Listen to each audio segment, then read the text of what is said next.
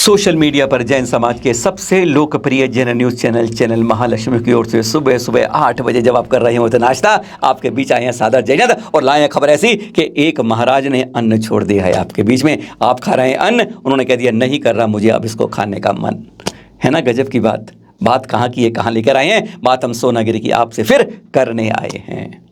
120 घंटे हो गए हैं इस बात को, लेकिन पुलिस हाथ पर हाथ रख बैठे। गृह मंत्री नरोत्तम मिश्रा जी की गढ़ है ये, जहां के वह राजा कहे जाते हैं। उन्हीं के जगह में, उन्हीं की उपस्थिति में हो गई लूटपाट, आ गए डकैत, कर गए सब कुछ साफ। हमारे सबसे बड़े तीर्थों में गिने जाने वाले सोनागिर तीर्थ क्षेत्र पर, जहां पर 57 मंदिर में 77 मंदिर है, जहां 57 प्रमुख चंदापुर के मंदिर में यह वारदात हुई थी। जानते हैं ना कब हुई? अनंत चौदस के बाद और क्षमामणि से पहले की रात को, सुबह तड़के 2:30 और 3 बजे के बीच में, जब 7 डकैतों ने लूटपाट की, दान पेटियां लूटी, छत्र सोने चांदी के ले गए। और यही नहीं, उन्होंने एक पुलिस वाले को और एक होम सुरक्षा गार्ड वाले को जो मंदिर था पीट कर अभी तक इलाज करवा रहे हैं। जिंदगी जान और मौत के बीच में खेल रही है बेचारी, झूल रही है, बचाव के लिए लड़ रही है अपने जीवन में। यह सूचना शनिवार और इतवार को अपना वहाँ के कार्यालय बंद होते हैं सरकारी।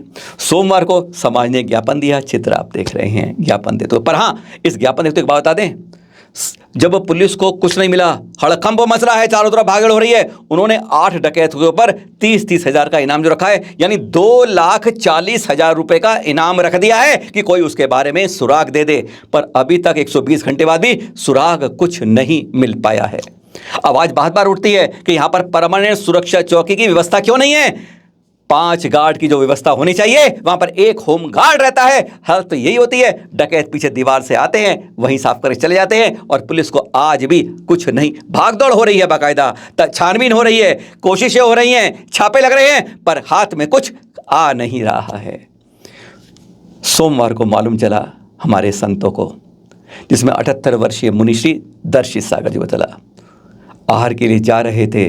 जब किसी ने बताई, उन्होंने तभी कह दिया आज सिर्फ जल लूंगा, अब मैं अन्न का, जब तक वह दोषी पकड़े नहीं जाते डकैत, तब तक मेरा अन्न का त्याग रहेगा। इतनी बड़ी घोषणा कर दी। अब इसके बाद समाज उठ खड़ा होता है। सचमुच जिम्मेदारी मिल जाती है कि हमें तुरंत उन्हें पकड़वाना चाहिए। आज से बहुत बरस पहले याद करिए आचार्य श्री शांति सागर जी के बारे में, जब हमारे मंदिरों के अंदर एक समुदाय जाने लगा था, उसका प्रवेश नहीं होना चाहिए, नहीं होने लगा, उनका होने लगा प्रवेश, तो उन्होंने कह दिया आज से मेरा अन्न का त्याग रहेगा।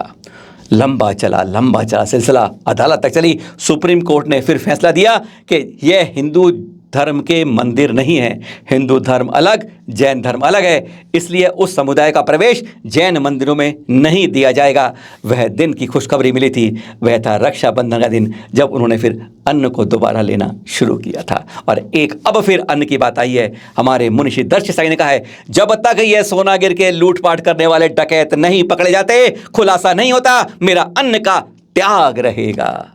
यही तो होती है संतों की ऐसी कल्पनाएं, ऐसे संकल्प जो अच्छे को हिला देते हैं और पुलिस को भागदौड़ में मेहनत करने को, पसीना निकालने को मजबूर कर देते हैं। दृश्य देख रहे हैं आप, लगता तो किसी एग्जीबिशन के, बिल्कुल सही करें आप, जी हाँ, ये एग्जीबिशन ही हो रही है, पर कहाँ हो रही है आपको मालूम चला? ये बता रहे हैं, तेलंगाना में सिद्दीपेट में।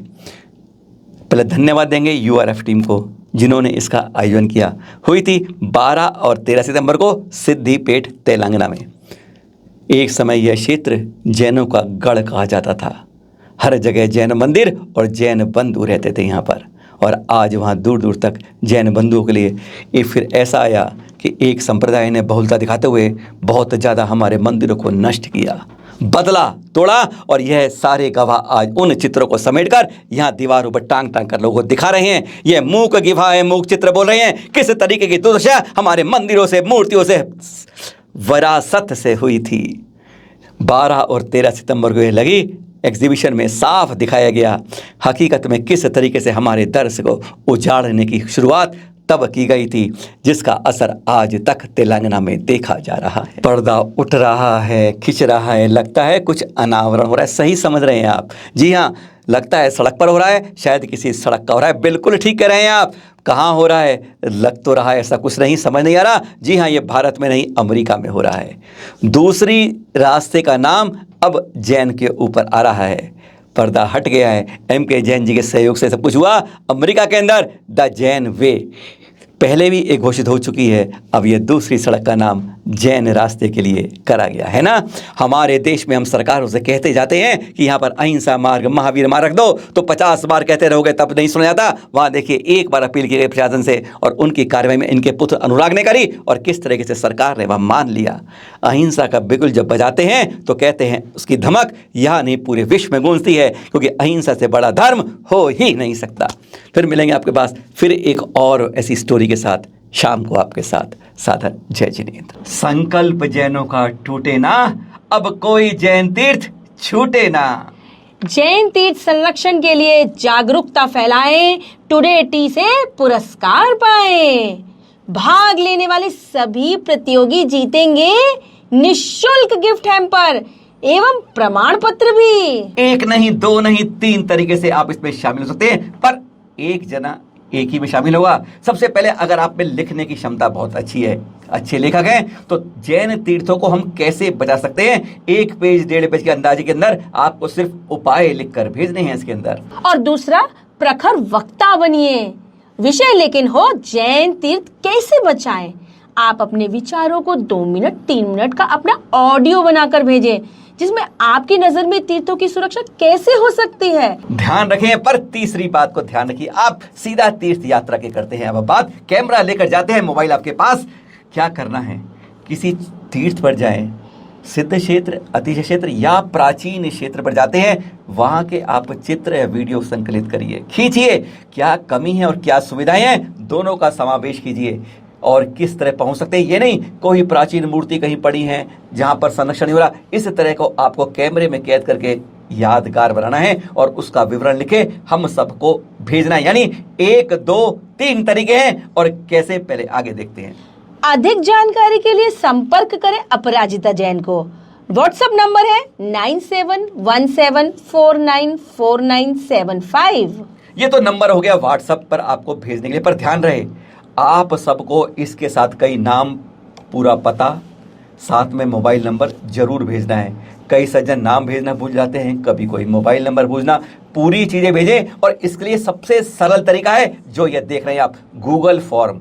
अब इसको स्कैन करना है इस QR कोड से जो आप देख रहे हैं SMS स्क्रीन के ऊपर, इसको अपने मोबाइल से स्कैन करिए, आप सीधा ही गूगल फॉर्म पर पहुंच जाएंगे। नाम, पता, मोबाइल सब कुछ आपसे वे मांग लेगा, क्योंकि जब तक आप भरेंगे नहीं एंट्री होगी नहीं। इसी में आपको डिस्क्रिप्शन, अपना आलेख भेजिए, आपने कोई चीज बनाई है या हमें कोई अटैचमेंट करनी है वह करिए और सबमिट कर दीजिए, और फिर आपको स्वीकार होने पर ID नंबर अपने आप मिल जाएगा। 3 सर्वश्रेष्ठ को मिलेगा टुडे टी की ओर से प्राइज।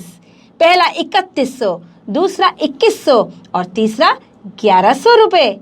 इसके साथ सभी प्रतियोगियों को मिलेगा प्रमाण पत्र। हर किसी को इनाम ही इनाम, घर बैठे, कोई खर्चा नहीं, सिर्फ मोबाइल से और या गूगल फॉर्म भर के आपको भेजना है। 3 तरीके फिर बता दें आपको, या तो आप अपना आलेख लिखकर भेजेंगे, गूगल फॉर्म पर क्लिक करेंगे QR कोड पर और उस पर भर कर भेज देंगे। पर एक बात ध्यान रहे कि आपकी प्रविष्टि एक ही बार मान्य होगी, दोबारा भरने पर कैंसिल हो जाएगी, इसलिए एक ही प्रविष्टि मान्य है। जी हाँ, इस नंबर पर या इस गूगल फॉर्म पर कभी और कुछ नहीं लिखें, केवल आवश्यक तो यार एक बार भेजिए। दूसरी प्रतियोगिता है ऑडियो के रूप में आपकी स्पीच, और तीसरी है आपका मोबाइल, आपका कैमरा जो जाएगा तीर्थों पर, अति क्षेत्रों पर खींच के लाएगा, पूरी जनता को बताएगा, और जो इसमें अच्छे अच्छे होंगे वह हम चैनल महालक्ष्मी पर दिखाएंगे भी पूरे जैन समाज को। याद रखिए, मिलना है हम सबको, क्योंकि संकल्प है हमारा, जैनों का कोई